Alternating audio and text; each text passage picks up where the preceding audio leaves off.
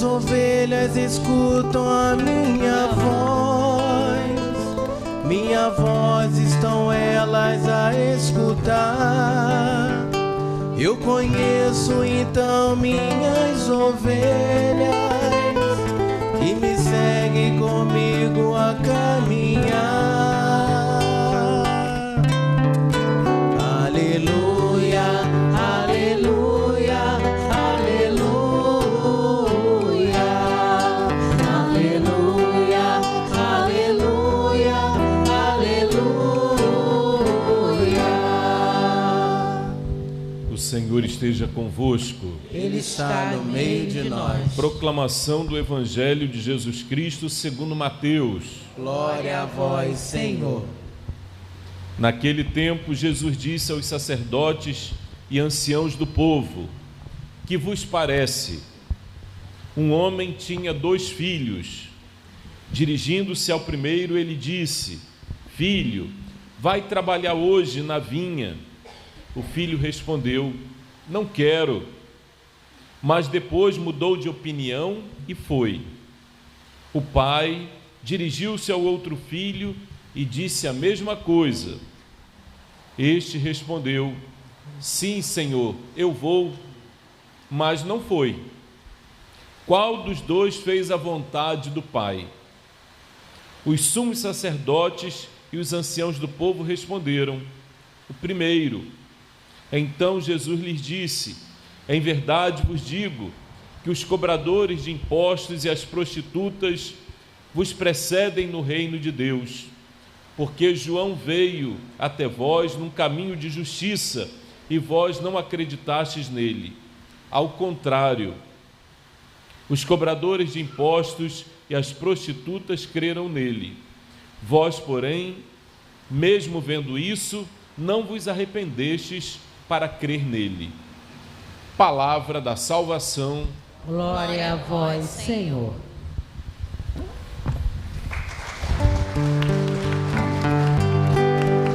Aleluia, aleluia, aleluia,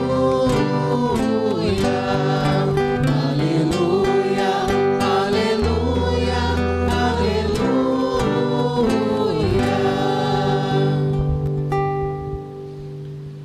Recordai, Senhor meu Deus, vossa ternura e compaixão. Com certeza o Senhor recorda sempre, Ele não esquece. E todas essas coisas boas que nós temos nesse Deus tão maravilhoso, sempre estão voltados para nós, para o nosso bem. Ternura e compaixão. Recordai, Senhor, vossa ternura e compaixão. Como Deus nos trata com ternura e compaixão. E nós queremos ter esses mesmos sentimentos na relação com nossos irmãos e irmãs. A primeira leitura do profeta Ezequiel diz: quando o ímpio se arrepende da maldade que praticou, conserva a própria vida. Quando nós pecamos, reconhecemos e pedimos perdão, nos arrependemos e pedimos perdão, com certeza estamos nos esforçando para continuarmos vivendo, e vivendo melhor e mais santamente. A gente sabe que durante toda a vida, né, teremos essas angústias por conta de falhas que nós cometemos, pecados que nós cometemos. Devemos sempre pensar no que falamos, pensar no que pensamos, no que falamos, no que fazemos. E se falhamos, se erramos, se pecamos, devemos nos arrepender.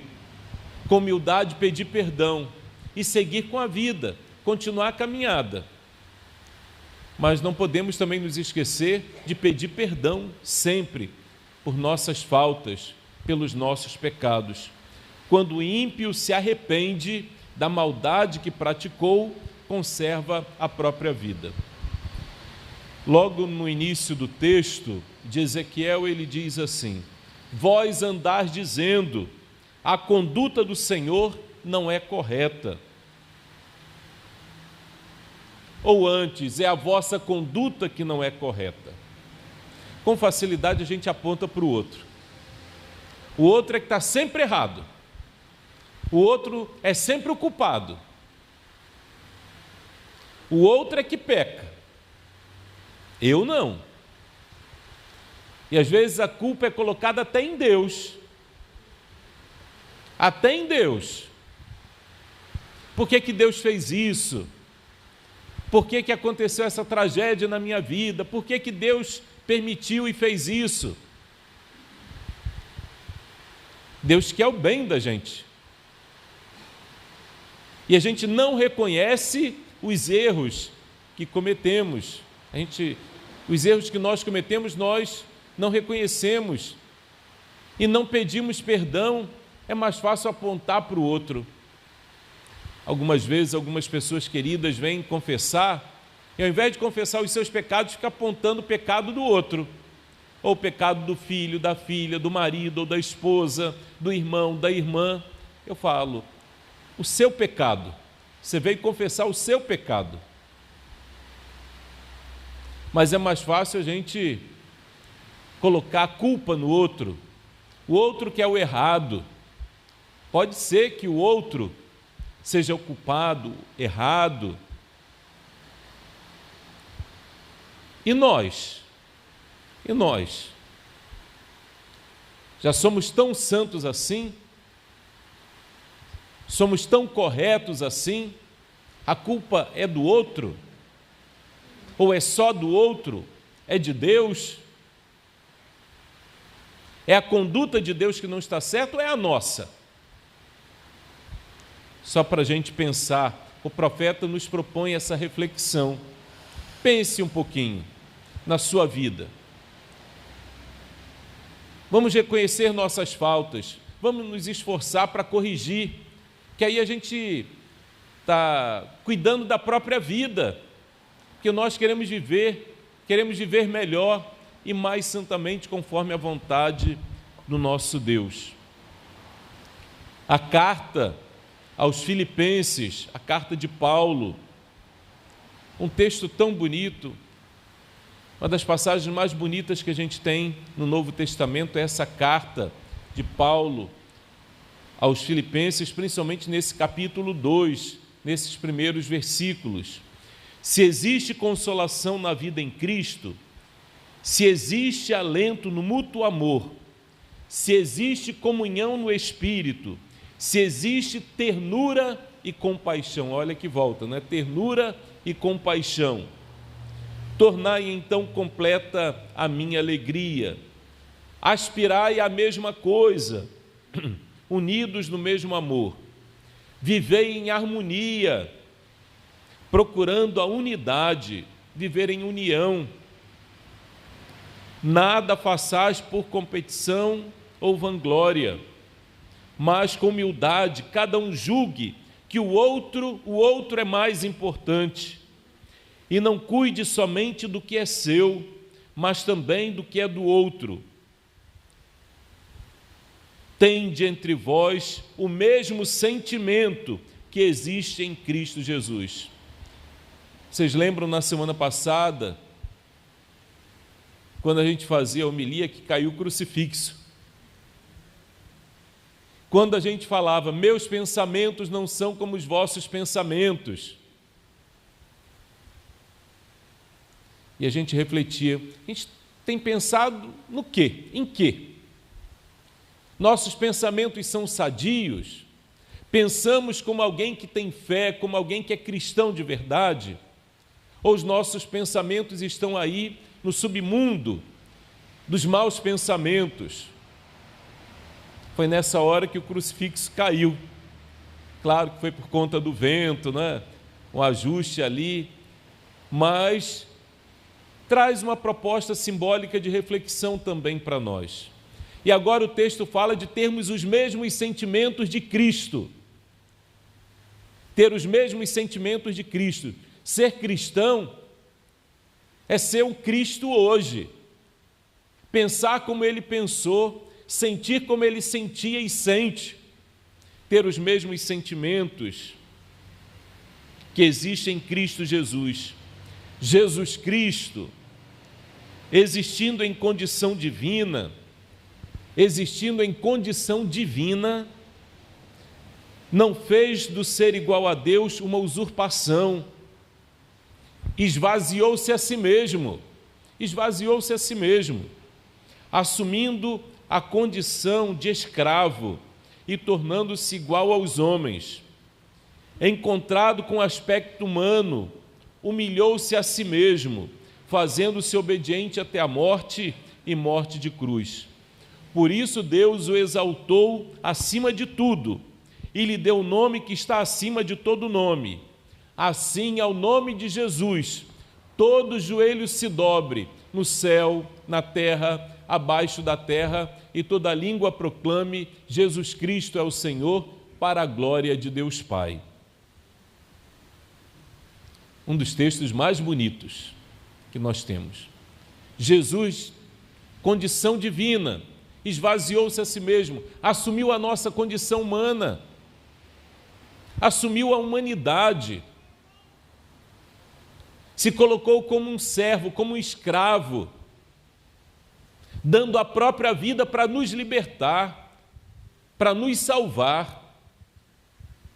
Assim, ao nome de Jesus, todo joelho se dobre, no céu, na terra e abaixo da terra, e toda língua proclame: Jesus Cristo é o Senhor, para a glória de Deus Pai.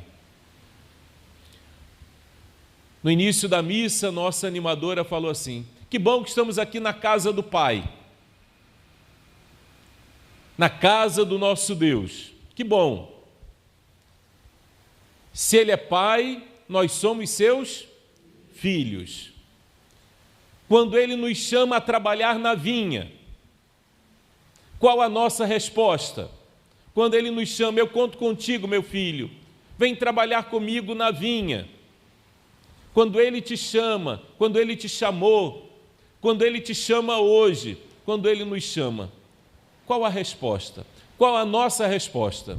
Aí Jesus fala de 2 filhos, e o pai chega para um dos filhos, em casa, aqui na casa do pai, o pai diz: meu filho, vamos fazer isso? E o filho responde ao pai: não, não quero, não vou.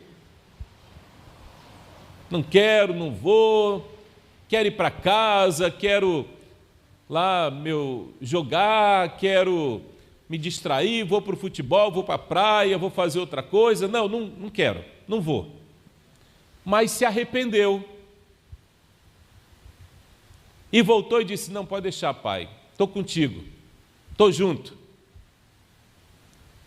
Disse que não ia, mas foi. E o outro, o pai chamou e disse: você pode me ajudar lá na vinha? Vou sim, pai, pode deixar que estou indo. Vou ali só colocar uma bermuda. Não voltou até hoje. Disse que ia e não foi. O outro disse que não ia e foi. Você é qual desses filhos? Daquele que disse que não ia e foi, ou daquele que disse que ia e não foi? Você é qual desses filhos? Quando o pai te pede para ajudar, para ir para a vinha, qual a tua resposta? Aí, cada um é que tem que dar. Cada um é que tem que dar essa resposta. Quantas vezes a nossa igreja chama: você pode ajudar nisso? Pode fazer isso? E olha, é para a gente mesmo, né? Em casa, quando o pai pede alguma coisa ao filho, ou a mãe pede, não é para o próprio bem do filho e para casa comum, casa de todos, casa do pai. Se a gente colabora, não fica tão pesado para uma pessoa, se todos colaborarem um pouquinho. A mesma coisa no trabalho missionário. Se todos nós batizados cristãos nos colocamos a caminho para trabalhar, para colaborar, nós vamos conseguir evangelizar, tornar o mundo melhor, levando Cristo, dando testemunho da ternura e da compaixão do nosso Deus. mas todos nós devemos nos colocar a caminho da igreja local até os confins do mundo. Da igreja local, da nossa casa, até a rua, até o bairro todo, até a cidade toda, até os confins do mundo.